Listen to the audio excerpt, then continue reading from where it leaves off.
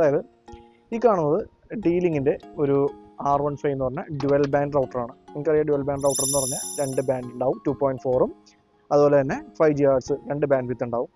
ഇതും ഒരു dual band റൗട്ടറാണ്. അതായത് TP ലിങ്കിൻ്റെ മോഡലായ ആർച്ചർ C20 എന്ന് പറഞ്ഞൊരു ഡ്യുവൽ ബാൻഡ് റൗട്ടറാണ്. പറയുമ്പോൾ ഇത് 2 ഡ്യുവൽ ബാൻഡ് റൗട്ടർ തന്നെയാണ്. എന്നാൽ ഇതിനൊക്കെ സപ്പോർട്ട് ചെയ്യുന്ന സ്പീഡ് ഉണ്ട്. ഫോർ എക്സാമ്പിൾ 5 GHz ഈ ഒരു റൗട്ടറാണ് നിങ്ങൾ ഇൻസ്റ്റാൾ ചെയ്തേക്കണമെങ്കിൽ ഇത് 5 GHz 100 Mbps മേലുള്ള സ്പീഡ് കിട്ടും. അതായത് നമ്മുടെ പ്ലാൻ ഒരു 200 Mbps ആണ്, അല്ലെങ്കിൽ 300 Mbps ആണെങ്കിൽ ഈ ഒരു റൗട്ടറിൽ നമുക്ക് മാക്സിമം പോയ ഒരു 250-300 വരെയൊക്കെ നമ്മുടെ ഒരു മൊബൈലോട് സപ്പോർട്ട് ചെയ്യുന്നതനുസരിച്ച് 100 മേളിൽ, ചുരുക്കി പറഞ്ഞാൽ 100 മേളിൽ ഒരു വൈഫൈയിലെ സ്പീഡ് സപ്പോർട്ട് ചെയ്യും.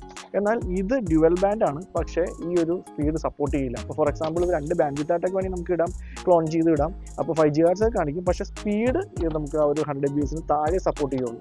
അപ്പോൾ അതുകൊണ്ട് തന്നെ ഡ്യുവൽ ബാൻഡ് മേടിക്കുമ്പോൾ ശ്രദ്ധിക്കുക, ജിഗാബിറ്റ് സപ്പോർട്ട് ചെയ്യുന്ന, വൈഫൈയിൽ സപ്പോർട്ട് ചെയ്യുന്ന ഡ്യുവൽ ബാൻഡ് ആണെന്നുള്ളത് ഉറപ്പ് വരുത്തുക. ഇല്ലെങ്കിൽ നമ്മൾ ഡ്യുവൽ ബാൻഡ് മാത്രം കണ്ട് ഈ ഓൺലൈനിലൊക്കെ പർച്ചേസ് ചെയ്യുമ്പോഴാണ് നമുക്ക് ഈ ഒരു പ്രശ്നം പറ്റുന്നത്. നമ്മൾ വീട്ടിലൊരു വലിയ പ്ലാൻ എടുത്തിട്ടുണ്ട്, 200 Mbpsൻ്റെയോ 300 Mbpsൻ്റെ പ്ലാൻ എടുത്തിട്ട് വർക്ക് ചെയ്യുന്നില്ല എന്ന് പറഞ്ഞിട്ട് കാര്യമില്ല. അപ്പോൾ ഇതാണ് അതിൻ്റെ കാര്യം. ഡ്യുവൽ ബാൻഡിൽ തന്നെ ആ ഒരു 100 Mbps മേളിൽ സപ്പോർട്ട് ചെയ്യുന്ന gigabit dual band wifi router തന്നെ വാങ്ങുക.